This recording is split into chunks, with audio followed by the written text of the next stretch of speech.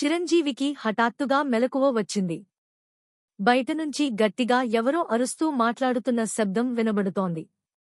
ఇంత బదా చోర్ పిల్లల్ని నేనెక్కడా చూడ్లేదయ్యా. పిల్లల్ని పెంచటం చేతకాకపోతే అనాథ శరణాలయంలో ఇచ్చేయాలి. అంతేగాని ఇలా దేశంమీద వదిలేస్తే ఎలా? అంటోంది ఓ ఆడగొంతు. వదలకేం చేస్తాడు? తనే ఓ దేశదిమ్మరయ్యే. తను దూర కంతలేదు. మెడకో డోలు కట్టుకున్నాడట ఎవదో. అలా ఉంది వీడి తంతు మగగొంతు. ఇంకొన్ని గొంతులు బిగ్గరగా నవ్వుతున్నాయి. చిరంజీవి ఉలిక్కిపడి లేచి కూర్చున్నాడు.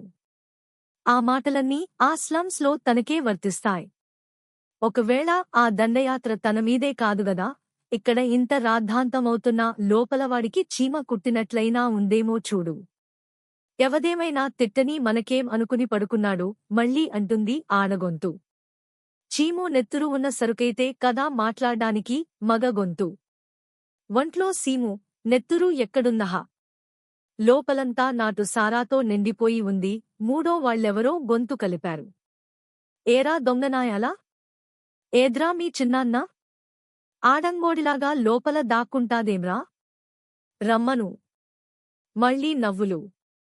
చిరంజీవికి కోపంతో ఒళ్ళు వేడెక్కిపోయింది. సందేహం లేదు ఆ మాటలన్నీ తననుద్దేశించే. మళ్ళీ రాజుగాడు ఏదో చిలిపీ పని చేసి ఉంటాడు. అందుకే ఈ గొడవంతా. బద్ధకంగా లేచి నిలబడి ఒళ్ళు విరుచుకుని లుంగీ బిగించి కట్టుకుని పెంకుటింటి బయటకు నడిచాడతను. ఇంటిముందే నిలబడి ఉన్నారు రంగబాబు, అతని భార్య సీతమ్మ, రంగబాబు చేతిలో రాజుగాడి చొక్కా కాలరు. పోలీస్ చేతిలో ఇరుక్కుపోయిన దొంగలా తలవంచుకుని నిలబడ్డాడు రాజు.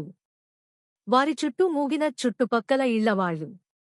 ఏంటి మాట్లాడుతున్నారు? అడిగాడు చిరంజీవి రంగబాబు వంక చూస్తూ. రంగబాబు కొంచెం తగ్గాడు. ఏమిటేమిటయ్యా, ఇప్పటికిప్పుడే ఇది రెండోసారి వీడు మా పెరట్లో అరటిగెల నుంచి పళ్ళు కోసి దొంగతనం చేయటం. లాస్టు మినిట్లో నేను పెరటికి వచ్చి చూడబట్టి దొరికాడు గాని లేకపోతే మొత్తం గెల ఖాళీయేగా. ఇదివరకు ఇలాగే చేస్తే వాడింకోసారి అలా చేయడు లెండి అంటూ పెద్ద హామీ ఇచ్చావుగా, ఇప్పుడేమంటావ్? అంత చేతకానోడివి ఆ పిల్లల్ని అనాథాశ్రమంలో చేర్పించవయ్యా.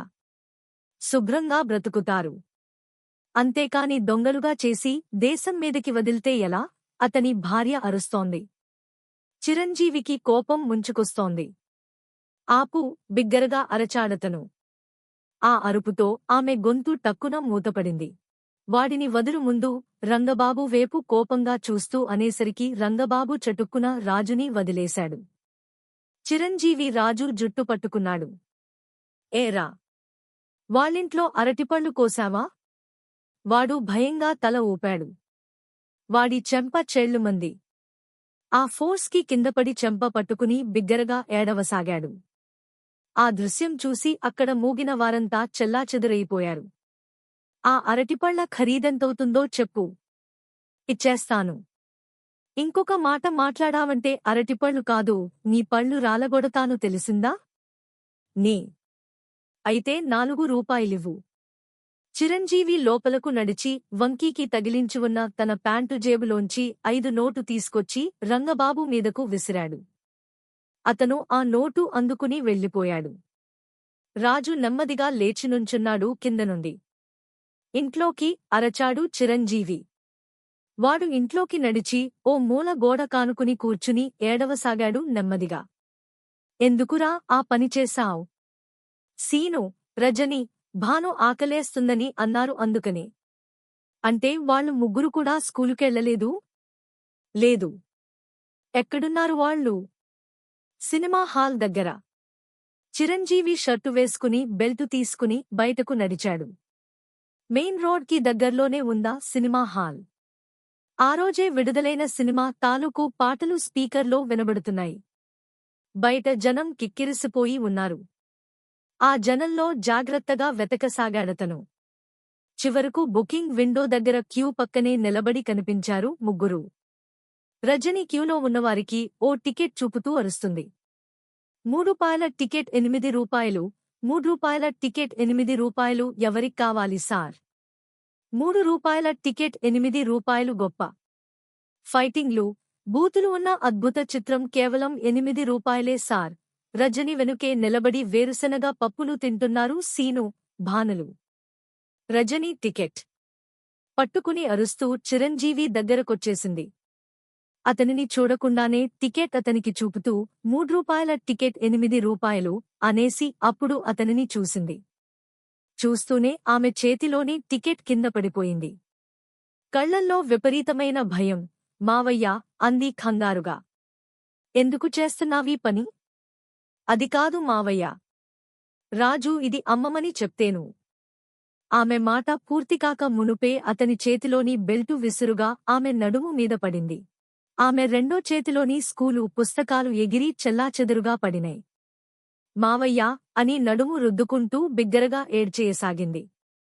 సీను, భాను ఒక్క ఉదుటున అక్కడినుంచి ఇంటివేపు పరుగెత్తారు. జనమంతా మూగారు వారి చుట్టూ.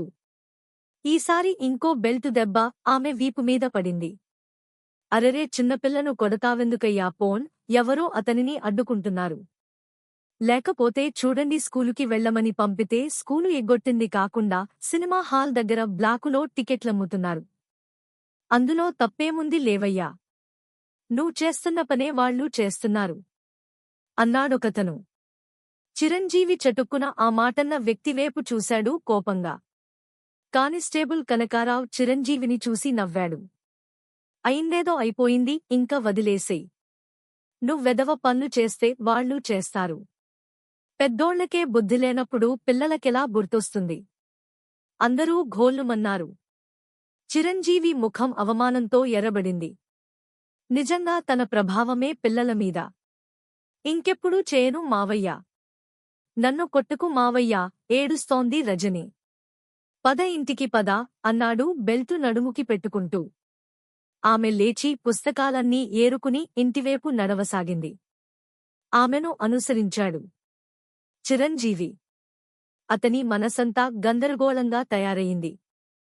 కానిస్టేబుల్ కనకారావు అన్నమాటలు గుండెల్ని సూదుల్లా తాకుతున్నాయి. తను నిజంగా తప్పు చేశాడు. ఈపాడు తాగుడుకి అలవాటు పడి ఉద్యోగం పోగొట్టుకున్నాడు. అయినా తాగుడు మానలేక దానికోసం బ్లాకులో టిక్కెట్లమ్మి దొంగతనాలు చేసి డబ్బ సంపాదించి మరీ తాగుతున్నాడు. ఇద్దరూ ఇంటికి చేరుకున్నారు. సీను, భాను ఓ మూల కూర్చుని పాఠం పుస్తకాలు గడగడ చదువుతున్నారు. భారతదేశము బంగారు దేశము. ఇది ఎవరో మహానుభావులు జన్మించిన పుణ్యభూమి. పాడి పంటలతో కలకలలాడే సస్యశ్యామల దేశమిది. ఇచ్చటి ప్రజల సంస్కృతి మహోన్నతమైనది. అనేక మతాలు, అనేక భాషలు, అనేక సంస్కృతులతో విలసిల్లుతున్న ఇచ్చటి ప్రజలు మిక్కిలి ఐకమత్యముతో మెలుగుదురు. చిరంజీవి చూడటంతోనే వారు చదవటం ఆపేసి అతనివేపు భయంగా చూడసాగారు. చిరంజీవి మంచం మీద కూలబడ్డాడు నీరసంగా. అంతా నిశ్శబ్దం. రజని ఒక్కతే వెక్కి వెక్కి ఏడుస్తోన్న శబ్దం మాత్రం వినబడుతూ ఉంది. చిరంజీవికి వాళ్లను చూస్తే జాలివేసింది. తను అక్కయ్యకు ఏం చెప్పాడు? నీ పిల్లలకేం భయం లేదక్కా. వాళ్లను ప్రాణప్రదంగా చూసుకుంటాను. మంచి చదువులు చెప్పించి గొప్పవాళ్లను చేస్తాను. అప్పుడు అక్కయ్య కళ్లల్లో ఆనందం మెరిసింది త్రుటికాలం. ఆ తర్వాత సంతృప్తిగా కళ్ళు మూసిందామే శాశ్వతంగా. కాని తనిప్పుడు చేస్తోందేమిటి? వాళ్లను గవర్నమెంట్ స్కూల్లో పడేయటం తప్పితే వాళ్ల గురించి ఏమైనా పట్టించుకుంటున్నాదా?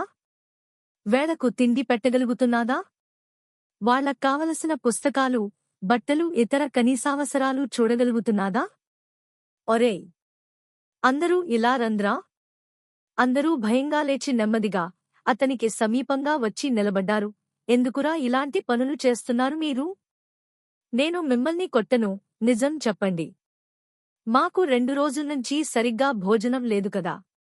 అందుకని వాళ్లు ఆకలని గోల చేస్తుంటే నేనే వాళ్లకేమైనా తినదానికి కొనిపెడదామని టిక్కెట్లు అమ్మబోయాను. అప్పుడుగాని తను వాళ్లకు తిండి సరిగ్గా పెట్టటంలేదన్న విషయం గుర్తురాలేదు. చిరంజీవి అందరినీ 2 చేతులతో చుట్టి దగ్గరకు తీసుకున్నాడు.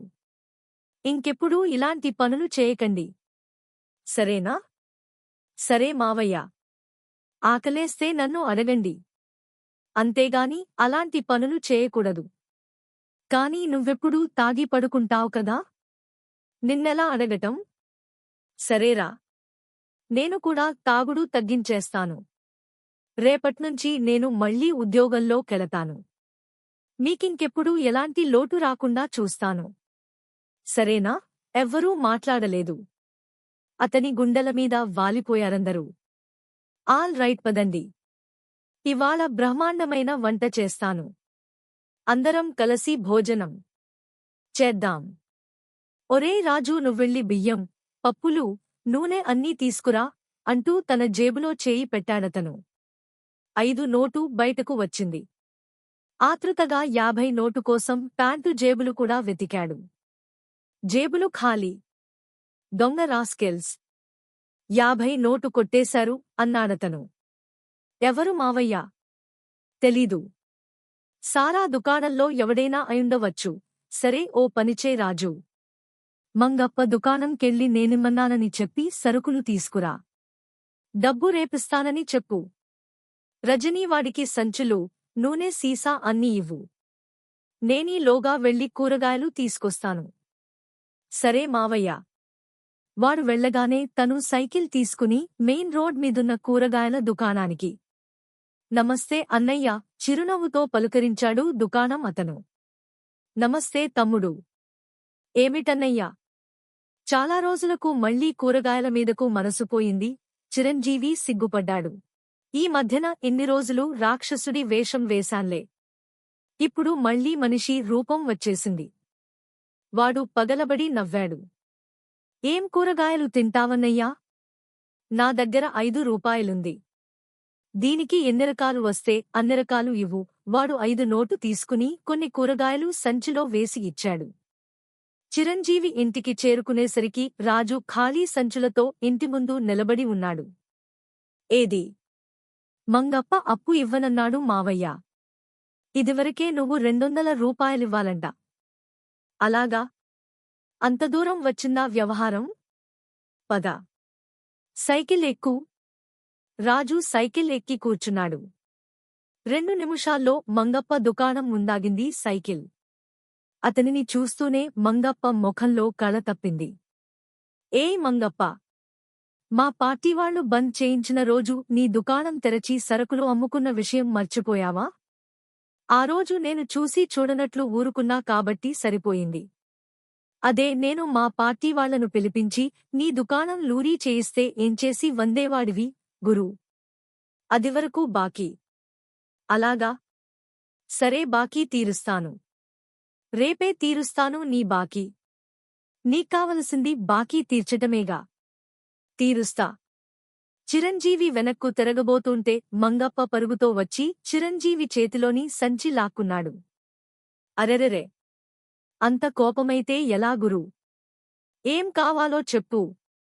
ఏమీ అఖర్లేదు. మళ్లీ సంచి లాక్కుని రాజుతో పాటు ఇంటివేపు సైకిల్ నడపసాగాడతను. అరెరె! గురూ! ఆ గురూ! గురూ! గురూ! చిరంజీవి వినిపించుకోలేదు. ఇంటికి తిరిగి వచ్చేసి మంచం మీద కూలబడిపోయాడు. అతని మనసంతా చిరాగ్గా తయారయింది. తను నిజంగా జీవితాన్ని నరకం చేసుకుంటున్నాడు. ఇదంతా నా తాగుడు అలవాటు వల్లే జరుగుతుంది. అంతకు ముందు డబ్బుకి లోటుండేది కాదు. 1000 రూపాయల జీతం వచ్చేది.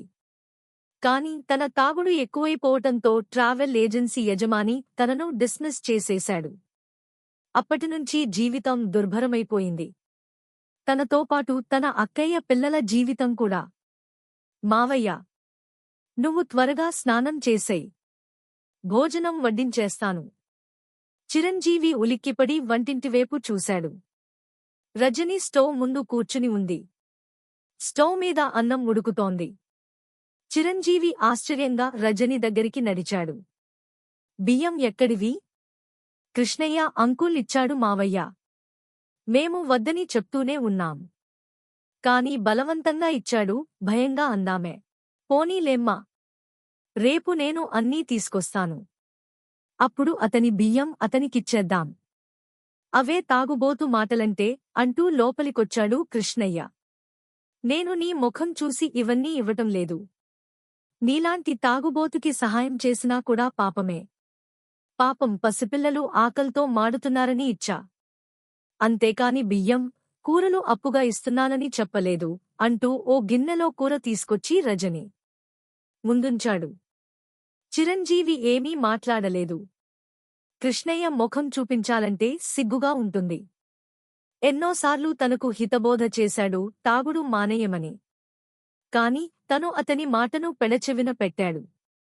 అందుకే అతనికి కోపం వచ్చి తనతో మాట్లాడటం మానేశాడు.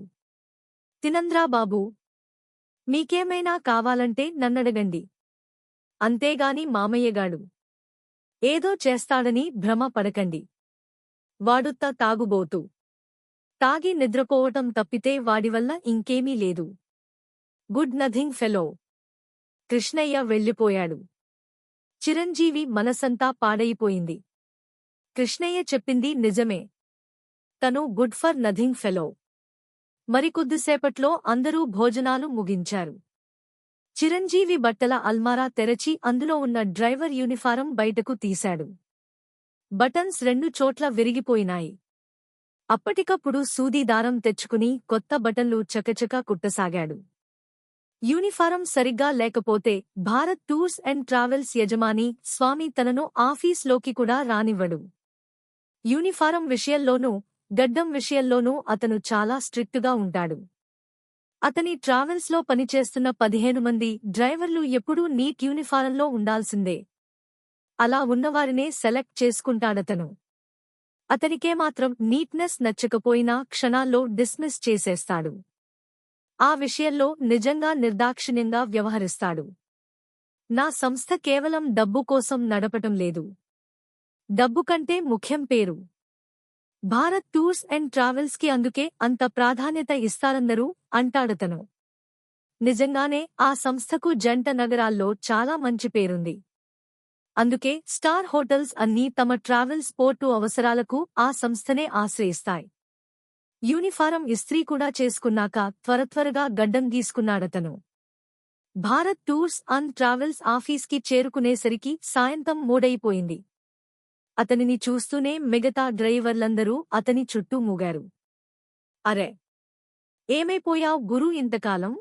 బాగా మన్నెక్కువ కొట్టేస్తున్నావని అంటున్నారే, నిజమేనా? ఇంకెక్కడైనా వర్క్ చేస్తున్నావా బ్రదర్ అంటూ రకరకాల ప్రశ్నలతో అతనిని ముంచెత్తారు.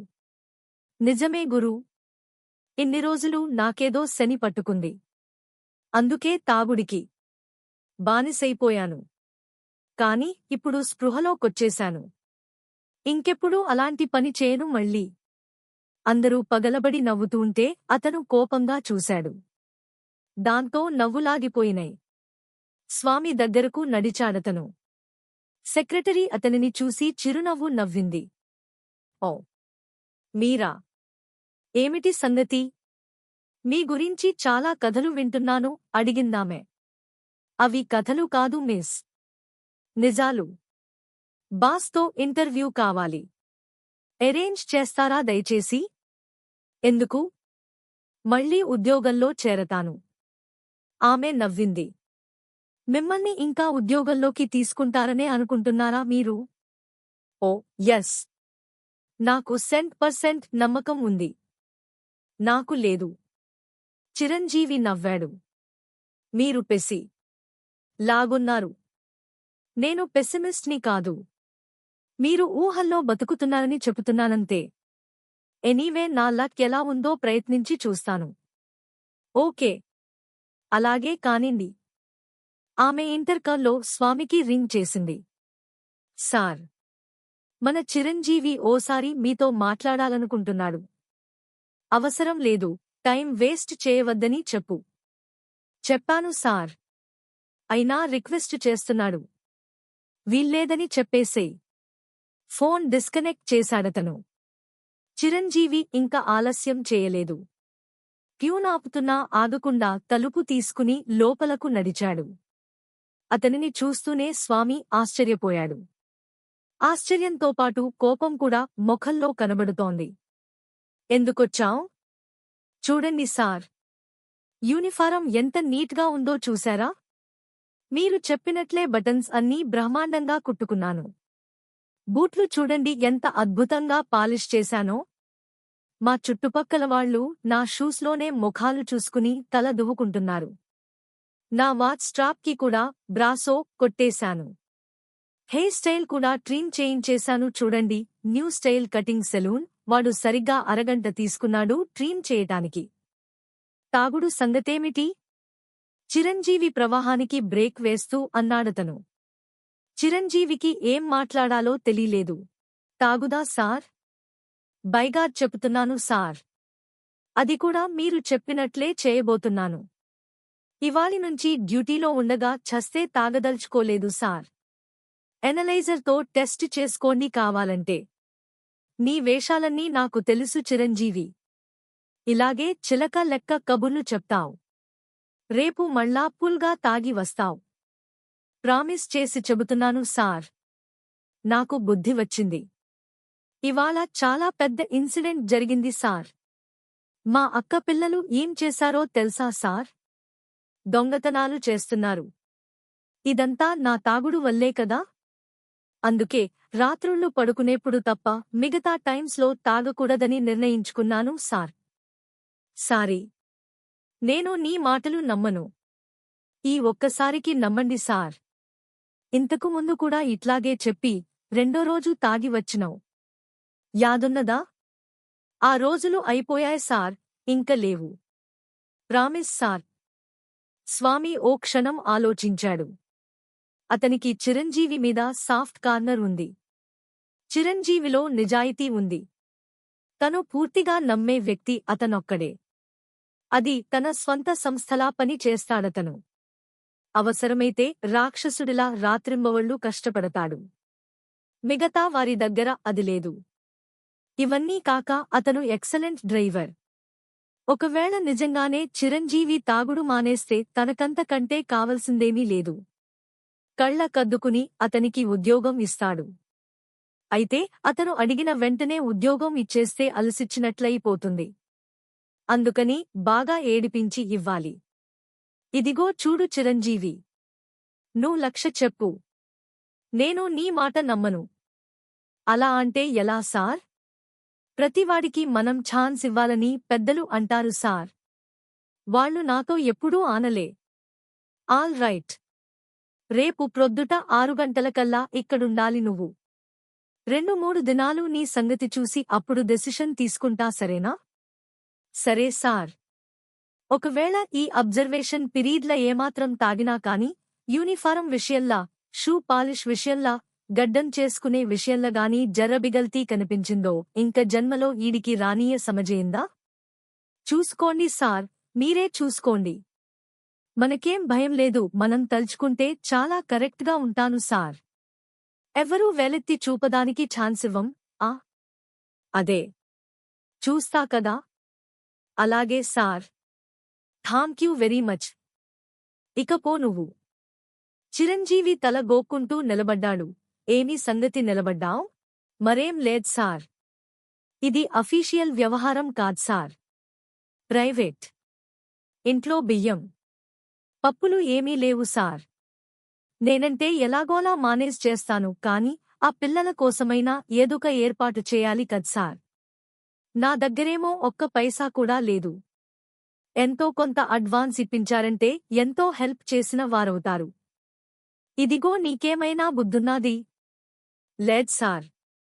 ఏ మాట కామాటే చెప్పుకోవాలి. స్వామి నవ్వేశాడు. నేను ఉద్యోగం గిట్ట ఇవ్వనే లేదు. ఇప్పుడే అడ్వాన్సా? నేనేం చెవుల్లో పూలు పెట్టుకున్నానా? లేదు సార్. పూలు మీ గుండెలో ఉన్నాయి. అందుకే నన్ను చల్లగా చూస్తున్నారు. ఇగో ఈ చెంచా గిరియే మనకు నడవది. మస్కా గిట్టకుడితే నీకు డబ్బిచ్చేస్తాననుకుంటున్నాంలే. అవునా? చస్తే ఇవ్వా? అలా అనకండి సార్. నాకోసం కాదని ముందే చెప్పాను కదా. మా అక్క పిల్లలు. Bus bus. ఇంకేం చెప్పకు. ఎంత కావాలి? 500 ఇగో గట్లయితే అసలివ్వ వెళ్ళు. కోపడకండి సార్. 25 రూపాయలివ్వండి పోనీ. సరిపెట్టుకుంటాను. నాకు తెలుసు 25 ఇస్తే సీదా కల్లు కాంపౌండ్ కెడతావులే. బాయ్ద్ సార్. తాగుడు మానేశాను. సరే ఈ కిరికిరంతా ఎందుగాని నీకు ఇంట్లో కావలసిన రేషన్ 50 రూపాయలకు ఇమ్మని మా సూపర్ బజార్ వానికి లెటర్ రాసిస్తా. అది తీసుకుని నీకు కావలసిన రేషన్ తీసుకుపో. కాష్ మాత్రం ఇవ్వా. సమజేనాది? Thank you sir. అదే 10,000 స్వామి ఓ కాగితం మీద 2 లైన్లు రాసి చిరంజీవికిచ్చాడు. ఇకపో నువ్వు. Don't waste my time. అలాగే సార్. చిరంజీవి బయటకు నడిచాడు ఆ కాగితం తీసుకుని. చిరంజీవి బయటకు వెళ్లగానే శ్రీరామ్ హడావుడిగా లోపలికొచ్చాడు. అతనిని చూస్తూనే కుర్చీలో నుంచి లేచి నిలబడ్డాడు Swami. Good morning sir. Welcome. కూర్చోండి. నేను కూర్చోటానికి రాలేదు. నాకు రేపు ఉదయమే 2 మారుతి డౌజన్ ఘన సెంటీమీటరు కార్లు కావాలి. అదేం సార్? టయోటా కావాలంటిరి కదా? మా బాస్ గారమ్మాయ్ సంగతి నీకు తెలీదు. ఎప్పటికప్పుడు ఇష్టాలు మారిపోతుంటాయి. సరే సార్, తప్పేదేముంది? అట్లాగే ఎరేంజ్ చేస్తా. ఇంకో విషయం విను. నిన్న మీరు పంపించిన డ్రైవరు ఎవరోగాని డ్రైవింగ్ ఏమాత్రం బావుండలేదట. మళ్లీ వాడి ముఖం కనిపించడానికి వీల్లేదని ఆమె చెప్పారు. స్వామి గతుక్కుమన్నాడు. ఎవరు సార్? ఏ డ్రైవర్? అదే ఆ గెడ్డం అతను. వాడు చాలా మంచి డ్రైవరు సార్. ఏం చేశాడు? డ్రైవింగ్లో జర్క్లు ఎక్కువ వస్తున్నాయట. వాడు మంచి డ్రైవరే మరి. నా దగ్గరున్న వాండ్లలో బెస్ట్. అందుకే పంపించినా. నువ్వేం చేస్తావో నాకు తెలీదు. ఇంతకన్నా మంచి డ్రైవర్ కావాలి. 2 మారుతి డౌజన్ సిసీలే కావాలి. రేపు మార్నింగ్ 6 గంటలకల్లా 2 కార్లు ఇంట్లో ఉండాలి. ఎస్. Okay sir. డ్రైవర్ విషయంలో మాత్రం జాగ్రత్త. మంచివాడిని ఇవ్వకపోతే నీ టాక్సీ బర్లు కూడా రాదు. ఆమె మొండితనం, కోపం గురించి నీకింకా తెలీదనుకుంటాను. భలేవారే సార్, తెలీకపోవటమేమిటి? కిందటేడు మా డ్రైవర్ ఒకడిని కార్లో నుంచి బనాయించి తనే కారు డ్రైవ్ చేసుకువెళ్ళిపోయినామే కద్సార్. అవునవును. అది గుర్తుంది కదా? ఉంది సార్. నేను వెళ్తాను. శ్రీరామ్ బయటకు నడిచాడు. స్వామి భారంగా కుర్చీలో కూలబడ్డాడు. అతని మెదడంతా వేదెక్కిపోయింది. ఆ గెడ్డం డ్రైవర్ని ఆమె వద్దని చెప్పటం తనకో సమస్య అయిపోయింది. తన దగ్గర అంతకంటే మంచి డ్రైవర్ లేడు. ఉన్న 15 మందిలో బెస్ట్ డ్రైవర్ చిరంజీవే. మిగతావారంతా అతని తర్వాతే. చిరంజీవిని మానిపించాక తనకు నిజంగానే హ్యాండీకాప్గా ఉంది. మారుతి సుజుకీ డౌజన్ ఘన సెంటీమీటరు. అసలు ఎవరికీ ఇవ్వటానికి మనసొప్పటం లేదు. దానిమీద ఇన్వెస్ట్మెంట్ చాలా హ్యూజ్గా చేయాల్సి వచ్చింది.